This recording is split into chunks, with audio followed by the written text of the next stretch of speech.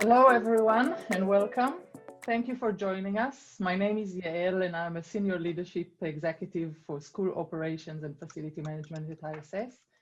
This is the second webinar in a series of webinars on school operations, which we will continue to broadcast in the weeks ahead.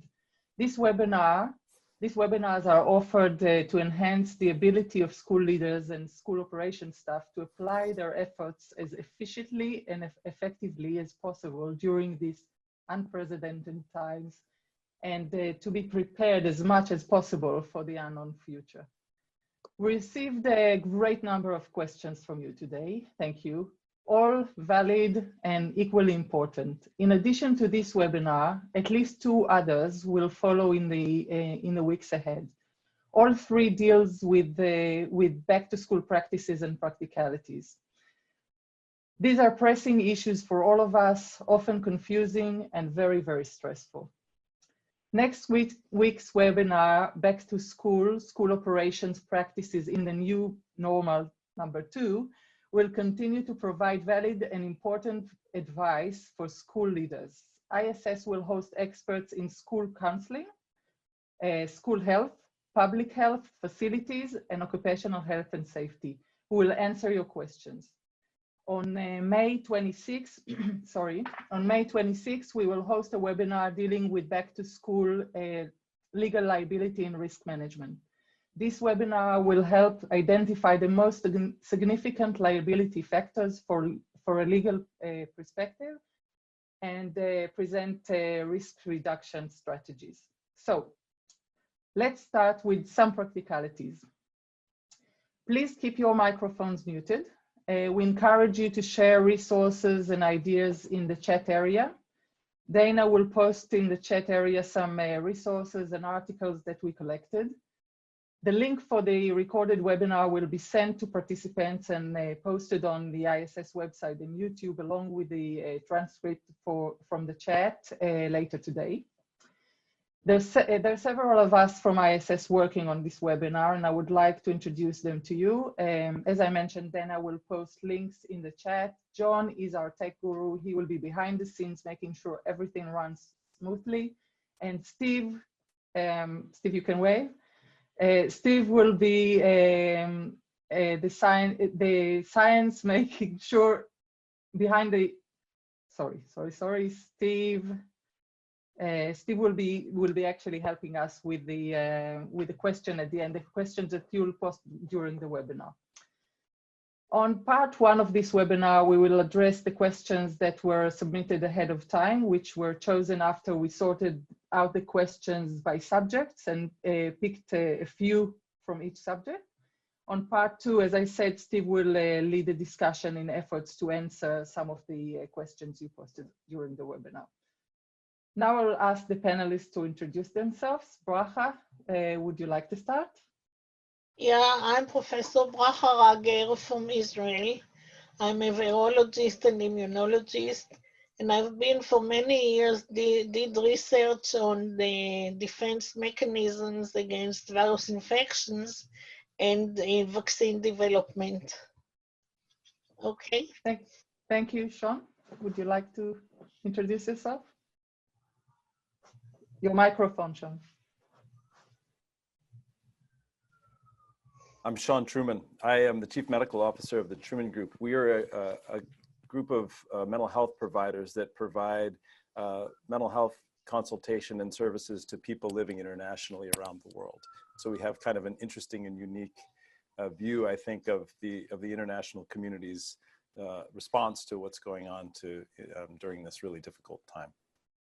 And you yourself have been a student in an international school, right? Yeah, I grew up internationally. I'm sitting right now in St. Paul, Minnesota, but I grew up in Nairobi. My dad was a diplomat and my mom was a school teacher. And so I spend a lot of my time now traveling around the world, talking to people about international mental health.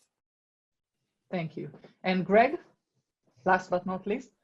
Well, I think last and least, I'm surrounded by other panelists who are just waiting in line for their Nobel Prize, and I'm just head of school here in Shenzhen, China. Hopefully, I'll be able to add a little bit to the conversation with China doing some good things now as we're starting to reopen. Great. So we'll start with the first question, and that will be addressed to you, Bracha. What practices were implemented in response to other pandemics, and which of those should be considered when our schools reopen, and which should be ignored? What I can say is actually one big word, which is hygiene. We really have to, the most important thing is to really care for hygiene. And it's been known for hundreds of years. What's been happening recently, because we were, the infectious diseases were really on a low level, and we were very successful against the virus diseases, what we call childhood diseases. Smallpox is gone, measles, there is a very good vaccine, and there was hardly any measles until recently. And polio was also, with the vaccine to polio, polio almost, there is no polio. So the people felt that you don't really, there are no vaccines and no virus diseases anymore, and there is antibiotics for bacteria. So we really don't have to be so careful. And as I said, that the microbes are waiting for us around the corner.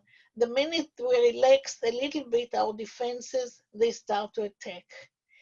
And recently we experienced measles outbreaks in many countries. And although, and in spite of the fact that we have a very good measles vaccine, but people started not to vaccinate their children. There started a lot of movement to say that you shouldn't vaccinate, that vaccines are very dangerous. And it also, the measles story is just one of the scientists from London wrote a paper that children who get vaccine are prone to develop autism. And in spite of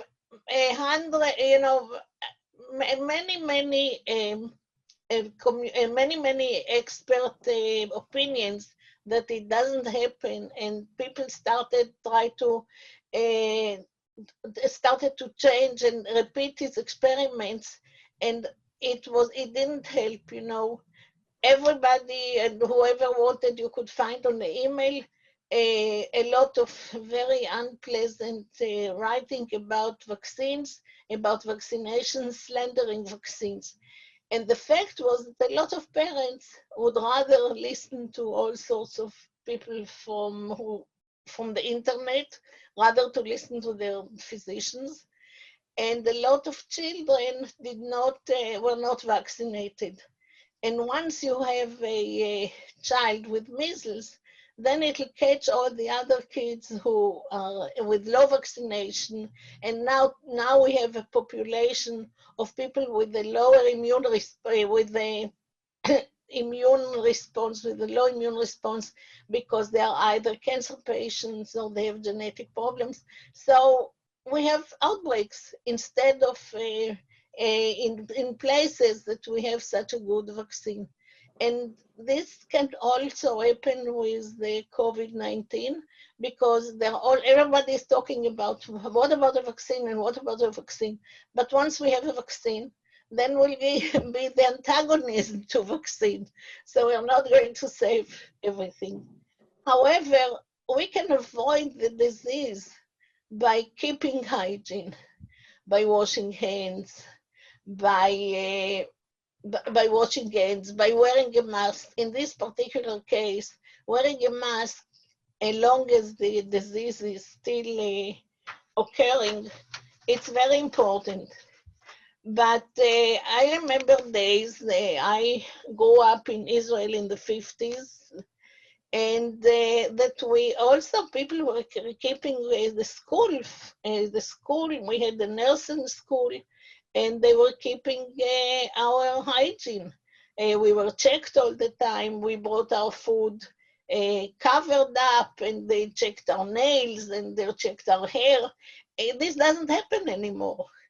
And everything brings a disease. And now it could be COVID-19, but before we still have AIDS. We forgot AIDS. We have hepatitis. We have food infections. And so you have to really be very careful and watch it, and not just focus on one disease and forget all the others because they're there. So whoever is involved in schools, I think implementation of strong hygiene manners is very, very important. Okay. When we spoke earlier, Bracha, you mentioned we were talking about cafeteria, if you remember. Yeah. And you explained why COVID is basically, can you explain about why viruses can't live? Yeah. Sure. Viruses have different strategies. Not all the virus can get in the body through in the same way and spread in the body and disseminate in the body in the same way. Different viruses have different strategies.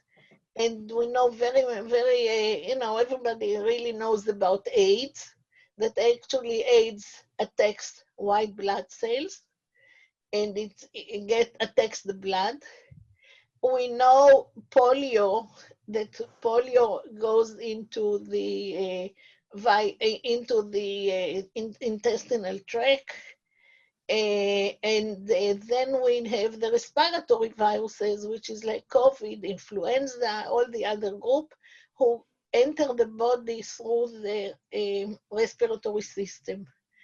Now, one of the things that is a part of our defense mechanism is that viruses like influenza or viruses that infect the body via the respiratory tract cannot go through the intestines, the digestive tract, because there is a very high acidity in the stomach, and they are being destroyed by the high acidity of the stomach. So they are not, the viruses that can go through the intestinal tract are usually very, they're not destroyed by the stomach, they're protected through the action of the acid.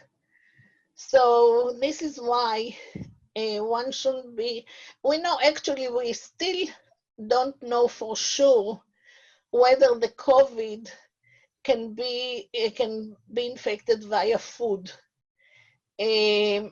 because there is not enough time to do research to understand the pathology or the strategy of this virus. But as it stands now, it looks that it's more a respiratory virus. It belongs to the group of the respiratory viruses and is like influenza and other viruses. It can get, and so the respiratory system should be protected, and this is why it's, people are asked to wear masks. So for how long, for example, would you recommend to wear a mask? I mean, we're going to schools now and coming back to campus, and we're asked to wear masks. So for how long would that be? Would that be forever? Would that be for a short time? Is that something that, do you have any suggestion or idea around that? It's very hard to predict, but judging from other diseases, other viral diseases, what is happening basically is that the virus disappears after a while. It stops circulating in the population. and then it's okay. But as long as we have new cases now, and we see new cases, and the disease is still rampant, is still happening and infecting people, then you have to be careful because you really don't know where you're going to get it from. Yeah. What about when we spoke also, we spoke about the air system in schools. You know, some schools are in very hot countries and they have these air conditions.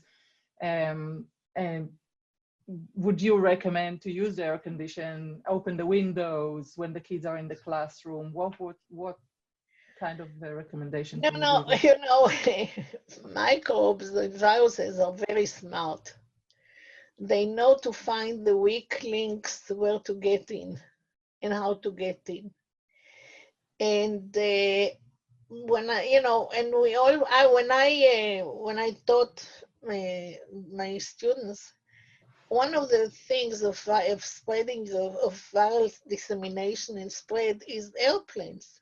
They are like good incubator for spreading diseases because you sit in the airplane, it's a small environment, very crowded, and if there is not enough air circulation, you're getting infected. So this is one of the worst problems, and this is why we're seeing it now spreading so far like a pandemic all over the world, because people are traveling all the time, and keeping the air system as it is important to sterilize the air. I think that in all the low-cost airplanes, I'm not sure that they're doing it because it's very costly. And if they have to reduce the fare, I don't think that they're using it. So it's very easy to get infected. And I was traveling quite a lot to the United States, back and forth. Every time I got off the plane, I was sick. So there was a period. So it happens. Now with the air, the same thing can happen with the air conditioning. Because you have the air conditioning pipes running throughout the school or throughout the whole, and then the viruses can spread from one place to the other. And there is a very famous story with smallpox that actually smallpox was eliminated, but from time to time you see a case, and there was a case which was hospitalized in London. And so, of course, it was held in completely in isolation. But the photographer whose lab was at the end of the corridor, you know, further end of the corridor, got smallpox. And he had absolutely no contact with this person. He didn't pass this thing. It turned out that it was via the air conditioning pipes. Okay. So all these things have to be taken in consideration.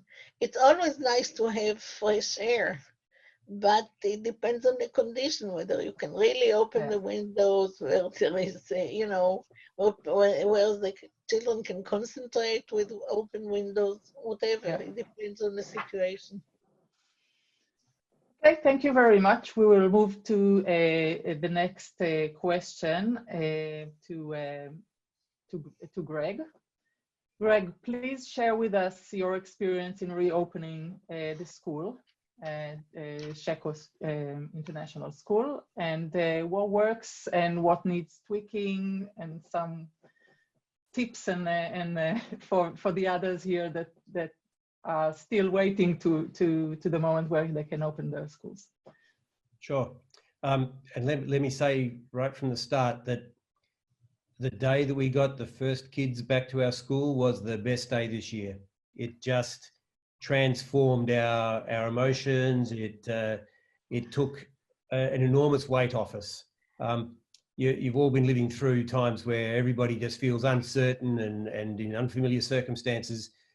something that was just so routine as to be able to come back to school made a huge difference to us. So celebrate it when it comes.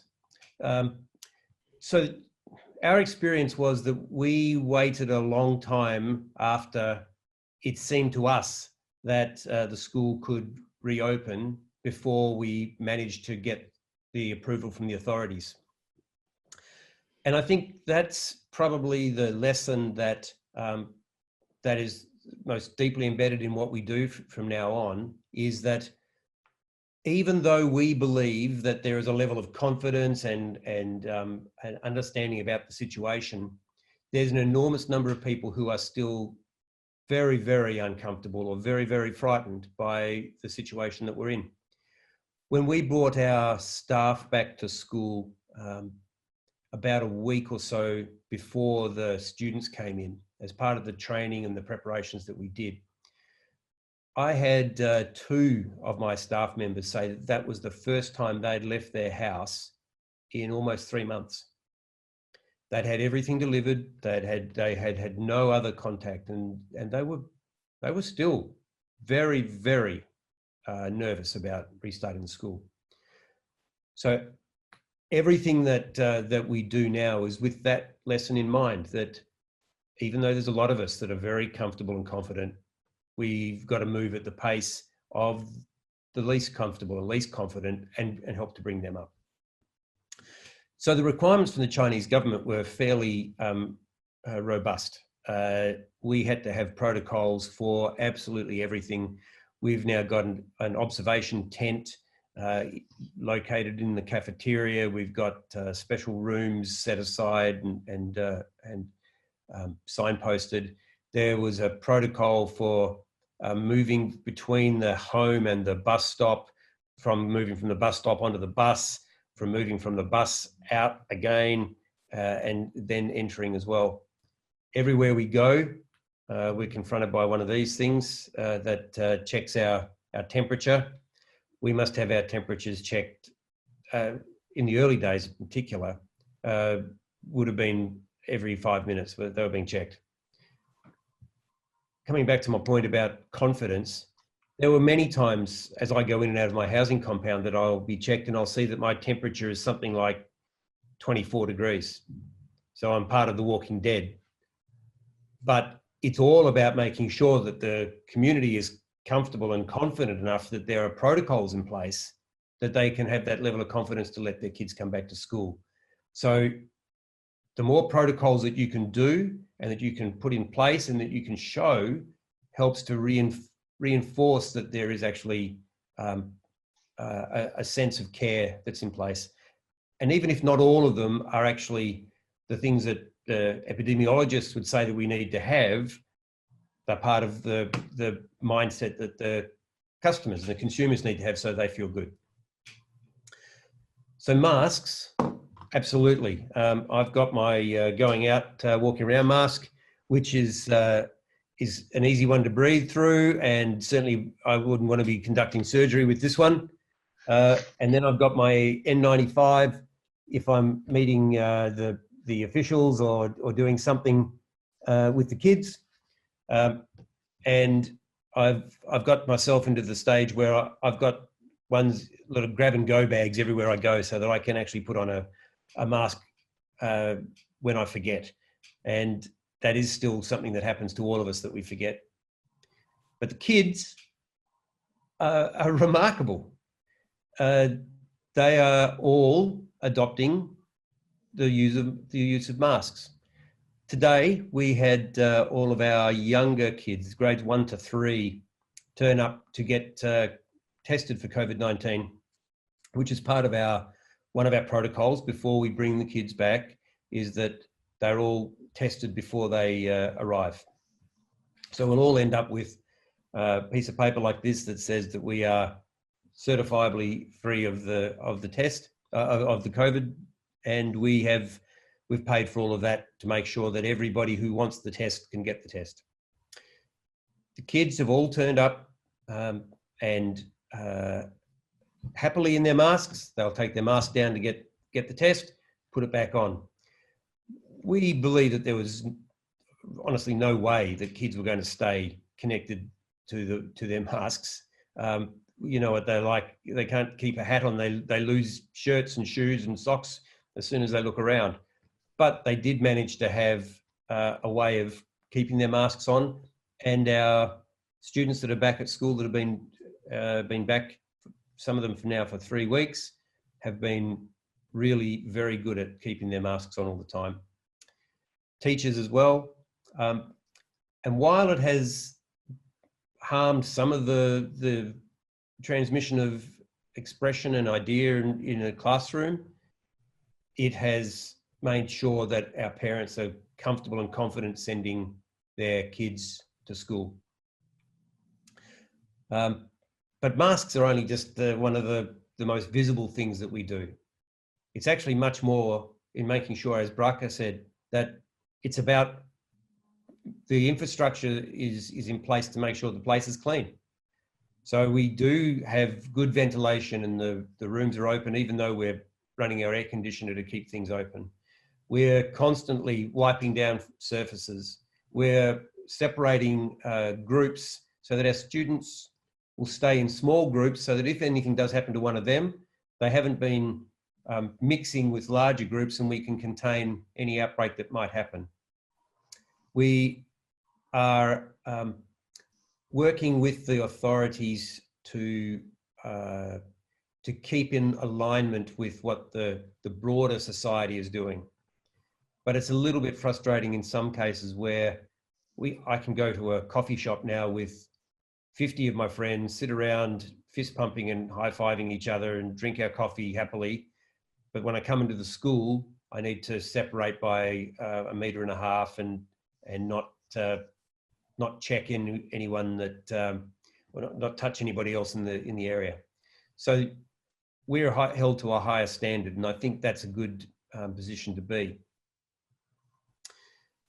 With the authorities, we've had great support from them, and their regulations have been very, very clear. And I'm happy. I could post somewhere if people are interested, at the list of protocols that we've put in place.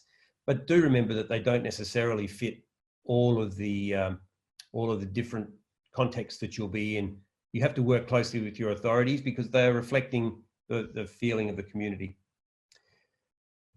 For example, the feeling of the community is that older kids are more likely to be able to adapt. And so even though we knew that parents were at breaking point with their early years kids and really wanted them to come back, and that we weren't able to deliver a terrific quality program to the early years kids as we were to the older kids, we wanted to bring the early years students back and work with them, but that's been out of the question for the authorities. So there's an element of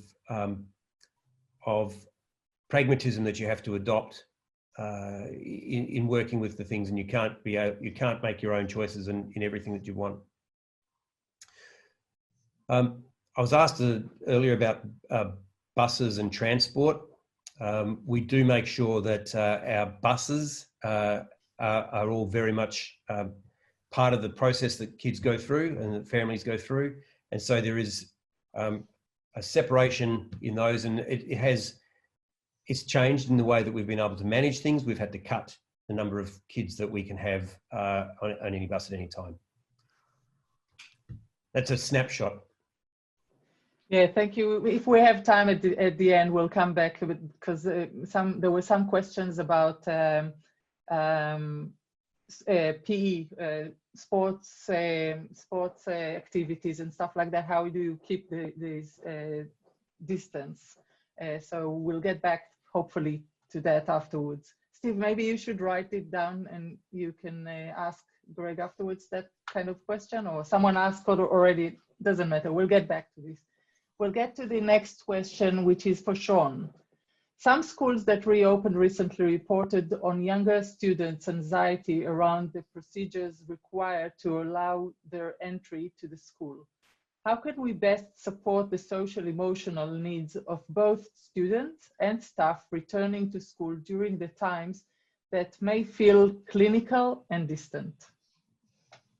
Yeah, those are the big questions. Yeah, I mean, I think I have 10 minutes, and I think we could probably talk, and we have talked in other contexts for hours about these issues. I think, you know, what's striking about this pandemic is that on the one hand, while of course it's very, very serious in terms of the physical health of people, you know, as we're getting through it, I actually think that the most enduring effects of this experience are probably going to be psychological and relational in terms of the ways in which, you know, people over time really remember and experience what happened here. You know, there's an extraordinarily broad experience that everybody is having, and what's striking about it is that it is no easy place to be safe in the world, and that's a very unusual experience, especially for people who are living internationally, where you know, I think many people hold this notion that if they're working someplace and if their children are in international school, they can always go back and they can go home, where somehow that's going to be the safe place for them to be. And of course, that's not true. That's particularly true for Western Europeans and North Americans, I think, who are living in the developing world, who say, yeah, you know, there's good medical care if I go back to, and then of course you look at New York, or you look at, you know, you look at London, or you look at other places that have been overwhelmed, and I think it's a very powerful disruptor in the ways that people think about things. Just in terms of baseline, people who have vulnerability to anxiety and depression are experiencing that at greater rates and with more intensity now, that there are all of these things that are going on. And what we've seen in our practice is that the level of distress and the amount of disruption that people are experiencing has gone up dramatically. To answer your question, there is no simple, easy way to simply make all of this better and easier for kids. I think one of the things that we have to think about, and I think Greg alluded to some of this, is thinking about where children are developmentally. So, you know, you've got little kids who you can kind of get them up with the program around wearing masks and doing all that. And for people who, you know, have been living in Beijing or who have been living in Delhi, where the air quality is really problematic and kids slap masks on their face when they're going to school just because of air pollution, you know, that's something that can really readily be kind of established in their, you know, in their everyday kind of routine. And I think it's, you know, I think it's actually something that is not really so terribly disruptive for them in terms of the long-term effect of, you know, of how they think about things. I think what's much more powerful, though, is there's a different aspect to it, which is the notion that other people are perhaps threat to you. And before all of this happened, I spent a lot of time going around to international school communities, and we talked a lot about the role that technology plays in the social interaction of kids. And one of the real concerns that I think lots of educators, and certainly we as psychologists have, is that a lot of interaction is distant from each other, that instead of people and kids being connected to each other very directly, that what we see is more and more remote connection. And that as a function of that, you know, through social media, there's been a lot of concerns about the ways in which that's affected kids' emotional and relational experiences. What's complicated about what's happening now is not only was all of that happening, but now we're telling people, oh wait, people are dangerous. You have to be at least 1.5 meters, 6 feet away from people, little children. And if you think about the effect of that in conjunction with all of the things that have been happening as kids are developing in this age of information, I think it's a very complicated and perhaps really a difficult stew that we're concocting here, where it's going to take, I think, real intention and effort to try to help kids make sure that they're able to reconnect.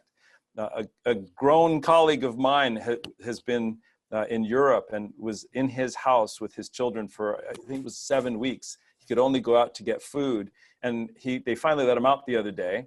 And I said to him, how was it? And he said, it was very weird. He said, you feel uneasy when you go out on the street, that somehow this is a new experience and that you feel threat. You're worried about getting sick, and you're worried about all of these things happening. And the reason I'm saying that is because I think emotionally, you know, we get accustomed to whatever the circumstances are that we're in, and that when you're locked down for a period of time, you get used to being locked down. And then when you then are emancipated, you're free to go out into the world. The world can feel quite overwhelming. So I think it's about recognizing that all of these things are very normal human responses, and that kids are going to respond to the reality of whatever it is that, you know, they're encountering, whether it's a lot of constriction. And as you were saying, you know, one of the things that we're seeing is that, you know, kids, especially kids of teachers who are trying to do distance learning and parents who are trying to teach in distance learning. We're seeing a lot of real tension in households because it's very, very difficult for everybody to manage themselves and manage childcare. So, when kids get back out, it's this huge transition for them in terms of, thinking about how do you kind of reintegrate back into the, into the school community. And it's great to hear, Greg. I haven't had a lot of opportunity to talk about people who've gotten back into schools because so many of them continue to be removed and isolated. And it's great to hear that you're doing it and that it felt great when you all got started and that things are really kind of moving in the right direction. It gives us all hope, honestly. And I think that that's the thing to focus on too, is that people are extraordinarily resilient, and that rather than thinking about this as something that is going to just absolutely scar us and make us impossibly injured, we think, well, people have been going through these experiences since there have been people. There was the polio epidemic, there has been smallpox, there's the Spanish flu, there's the great plagues of Europe, and Asia that came through in the Middle Ages. And so none of this is new, it's just new to us. And the reality is that we've all, as a species, we've been designed to kind of endure through this, not just physically, but also psychologically and emotionally. And there's ways for us to do that. I think when we talk about how do you present this to kids, I think you want to be developmentally appropriate. You want to be as kind of straightforward and honest and direct with kids as you possibly can be about, look, this is what we're doing and this is why we're doing it. I think at this stage, almost everybody is on board with the idea of protective equipment and giving each other social distance because they understand. I think that with little kids, I think it's been hard because they've been so cooped up. I think one of the things that we're seeing in a lot of communities is that older kids have been struggling in really profound ways as well because peer connection is so important to them. And social media, ironically, which is something that we were all so worried about for so many years, has actually proved to be a lifeline for a lot of kids because it's provided this safe mechanism for them all to be connected to each other. But actually, I think that one of the things that we're going to have to really focus on as we go forward is making sure that people get back together with each other in the physical world, and that we really are encouraging that ultimately, when things are safe again. So I think that all of that stuff is sort of in play right now as we think about the emotional and relational adjustment, not just of kids, but also of adults. And the one last thing I would say is something that, again, Greg alluded to, which is, people have a big, broad range of responses in terms of their experience of threat to this. There are people who are, I wouldn't say cavalier, but they recognize, yep, that there's a bug out there and that they know that there's risk and they're not particularly worried about getting it. They know it's a possibility. And then there's other people who are extraordinarily responsive to that risk, and they're extremely avoidant of circumstances that could potentially cause them to become ill. And again, that's normal. We would expect to see in a population in a school that there's going to be a lot of variability that way. I think I would say you would want to know as a school head, certainly, and as a colleague, who are the people that are working as faculty and administrators that are more vulnerable that way and who feel more sort of worried about these issues, because the ways that kids experience this and the ways that kids represent threat themselves is going to be conveyed by what the adults tell them and the way that the adults behave. And I think that the more measured people are, the more measured the kids will be. And it doesn't mean that the anxiety and the worry that people have is unfounded. It just means that when you think about being responsive as a community, you want to be as measured and as sort of realistic as you can possibly be. So I think it's a big complicated soup. Yeah, thank you. We're running a little bit of out of time, so we will move fast forward to the next question with Bracha. Bracha, you spoke already. The next question was about the vaccine that you actually touched already in your previous answer. But I would like to ask you regarding the vaccine, whether you think that school should if not the government, mandate certain vaccination for admission and continue attendance in schools. I certainly do. I think that some of the vaccines should be really mandatory. In Israel, we have mandatory vaccination, but not for all of them. Every child has a booklet where everything is registered, and they get anti-tetanus, they get polio, 3 injections, they get the MMR, which is measles, mumps, and rubella. And some they get a few within the first year of life or 2 years of life, and then there is a boost at at the age of 6, and there is this papilloma for girls, which were 12 years old, and now they're giving it only to boys, and this is against cancer of the cervix. So yeah, they'll implement and they have to be, when they enter school, they have to show their vaccination booklets. In America, it's different, although it's not a policy, but you cannot really allow, they do not allow kids to school, especially from my experience, unless you have a proof that they got vaccinated. And I have my own personal story that when my daughter had measles, she had the disease, she had measles. And when I registered there in a school in New York, it brought the booklet, the doctor said, but she has no infection, no injection, no vaccination against measles, so she should be vaccinated. I said, no way, because she was sick. And once she gets sick with measles, she gets long life immunity. He said, how come you're so certain, you're so knowledgeable? So I said, it happened to be my profession. And and at that time I worked in polio control in the Ministry of Health. And I said, it happened to be my profession and I know what it is. So the doctor looked at me, he put his hand on me, he said, now I know why the Israelis are winning every war. This was the end of the story, and my daughter was allowed to go into school. Okay.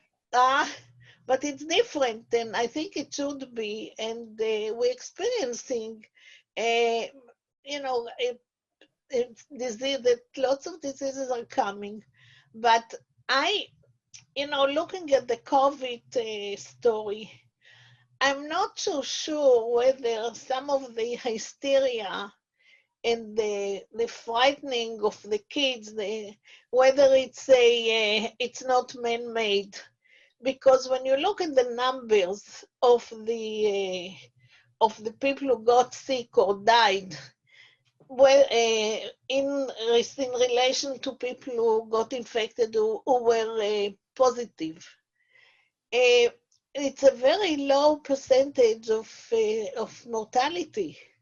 There are diseases which are 40 and 50% of mortality.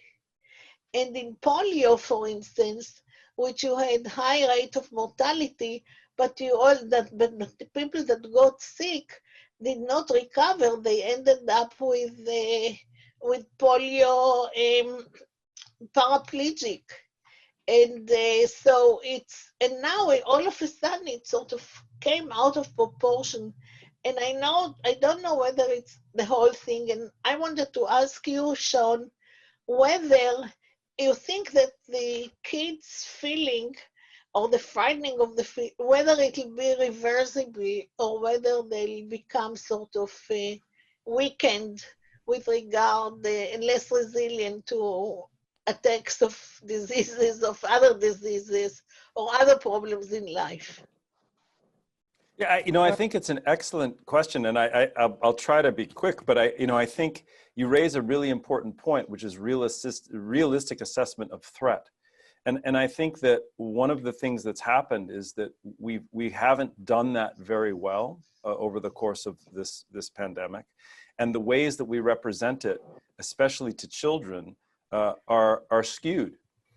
Children actually do very, very well when they contract this virus, and statistically speaking, they're at very low risk for becoming very ill or dying, unless they've got lots and lots of other things. In the state that I live in here, we haven't had any children die, and I think that that's true in the majority of the places in the world where kids are contracting the COVID.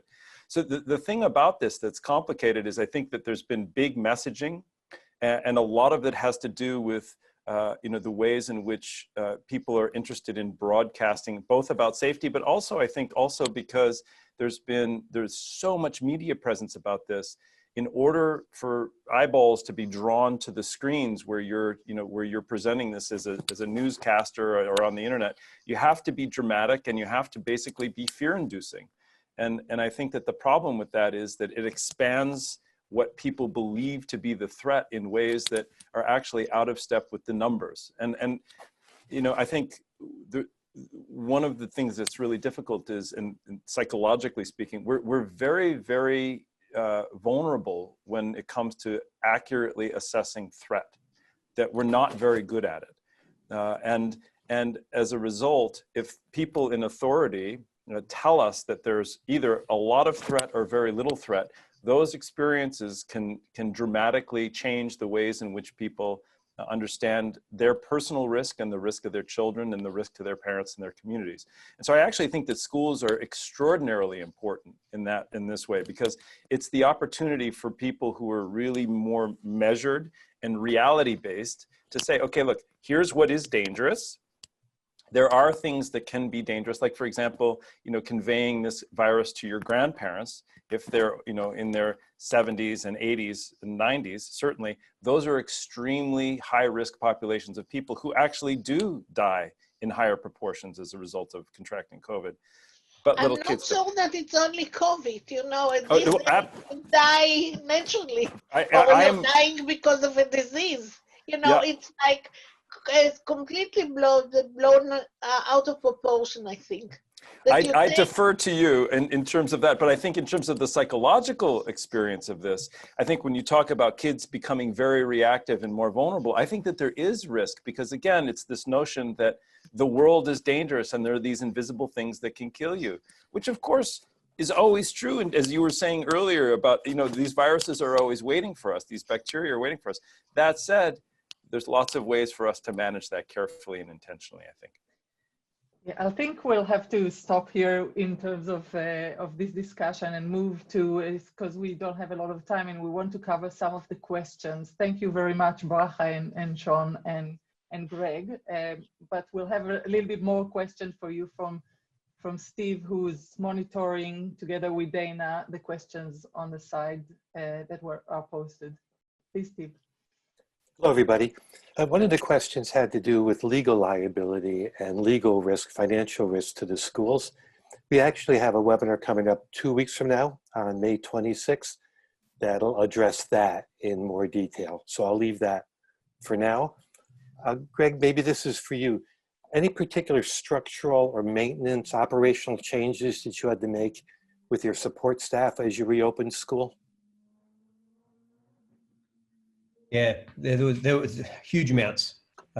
Basically, their whole structure changed, and there was a much larger amount of work that was done in terms of regular cleaning. We had to change the schedule so that they were in there all day. That every time a child left the room or children left, that we were able to go back in and clean up behind them.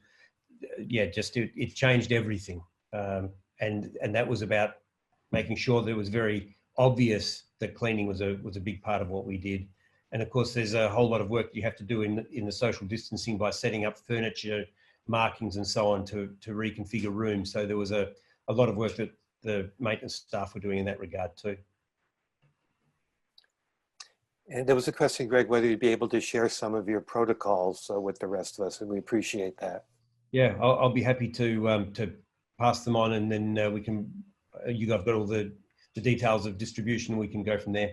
Yep, Dana will handle that. Thanks, Dana. How about, this will be for any of the three of you, how about relations with parents? What was your communication strategy with parents? Certainly there were the whole range of fears and a whole range of expectations of your behaviors with respect to how schools are going to be reopened.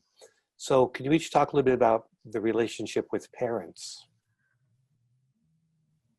I can talk about the relationship with grandparents because I think that Sorry, Bracha. Please. I think that the tremendous mistakes were done by really taking the parents, completely isolating them and not allowing the kids only to see them from the distance, and if at all. And I think it creates first of all, it's terrible for the older people. I mean, I asked my daughter, do you want to, we are constantly antagonizing, and I said that I'm not prepared to do all these things because I think that I'm still very strong and healthy and don't have any background diseases. As I said, do you want a COVID? Do you want to have the risk or no, the small risk that your mother becomes sick, or you want her depressed? I mean, they're really doing, and I know some of the people around, and I hear on television what people say. A lot of the older people are becoming very distressed because they're completely isolated, and there is no reason, no major reason, and there is a tremendous resistance to this whole thing. With the parents are confused. They're confused. They don't know how to deal with their children. They don't know what to do with the children. And now when they send them to school, everybody behaves differently. You're isolated in school, or you have to clean everything at home. It's a different story. And the mother who has 3 or 4 children, she cannot take care, on an individual child as expected.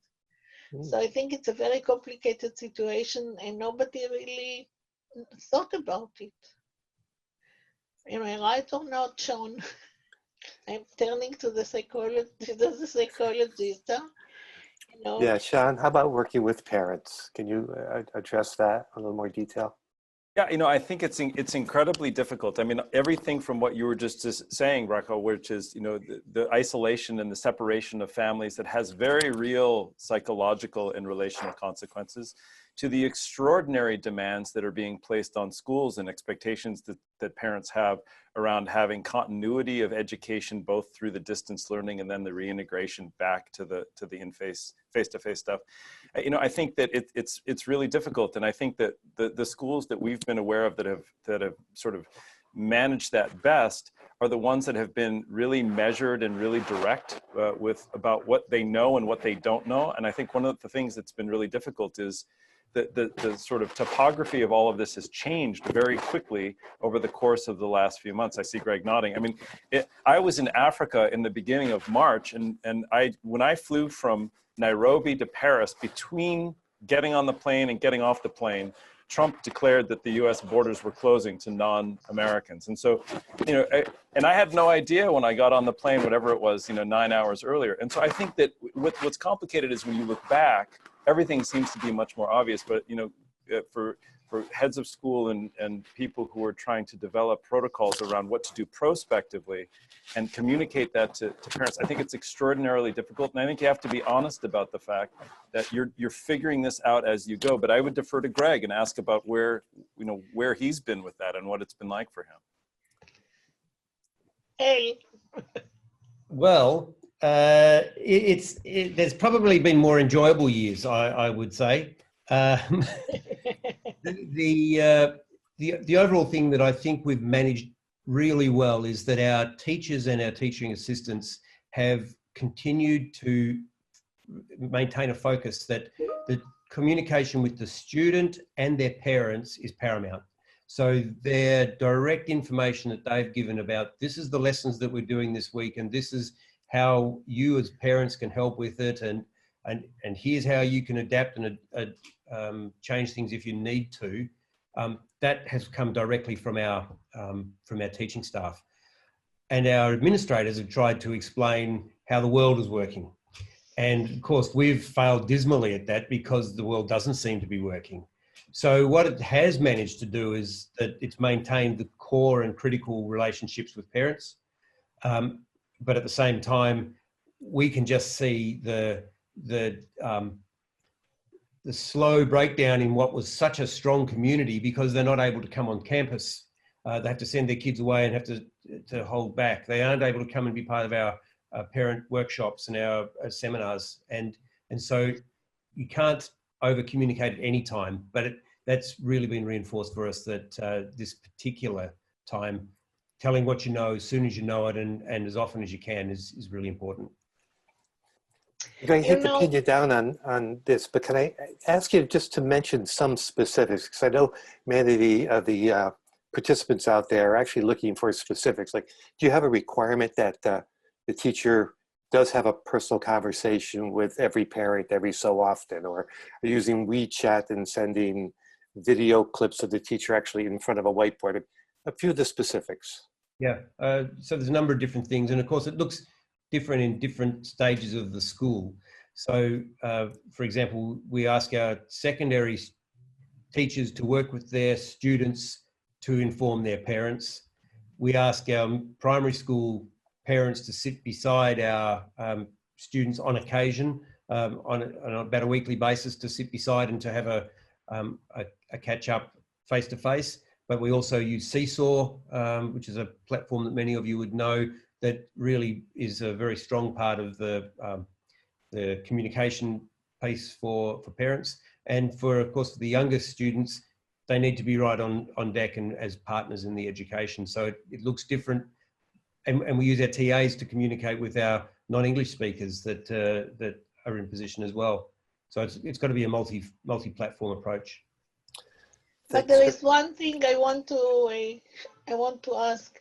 You know, I've been following very carefully the cleaning, the cleanings of surfaces. And from my knowledge, viruses are they cannot live outside the body or outside the living cell for many hours. And I've been following the literature and trying to find out. Nobody knows. Everybody has a different story. And basically, I think that this whole cleaning of surfaces is, again, a little out of proportion. And the same story with the gloves, because it turns, finally, they reach the conclusion that you don't need to wear gloves. Because, and the body, the skin, has its own protective mechanisms. And when you wear gloves, you lose those protective mechanisms. And you just make the gloves dirty. And you can transfer everything with the gloves. So now you're not, at least in Israel, it's not compulsory to wear gloves anymore. The mask is good. The mask is definitely something that is needed. But with all this cleaning, and I think it's the gel. You're exactly right. But what we do is, through an abundance of caution, we do so many things because it helps. It's more mindset than necessarily what is really. But wash hands with soap. It's better than the alcohol gel. Oh, okay. Now you tell me. We have to. I'm sorry, I have to cut you off. We have to stop now. I want to thank everybody. We got to the end of the webinar, and I want quickly to thank our panelists for the time and effort. For the time and effort and advice, expert advice, and also thank you to my colleagues for being a super team. There are a few more team members who work tirelessly behind the scenes and deserve to be acknowledged, and thank you. So thank you too. I want to remind you all that we have a link to this webinar. It will be sent to you, to participants, and posted on the ISS website and YouTube, along with the transcript of the chat. We look forward to engaging you again next week in our third school operation webinar, Back to School Operation Practices in the New Normal #2. A registration email will be sent to you in a day or two. And see you soon. Stay safe and healthy. Thank you. Thank you, and it was nice meeting you all. Bye-bye. You too as well, Bye-bye. Bracha. Greg, Sean, thank you.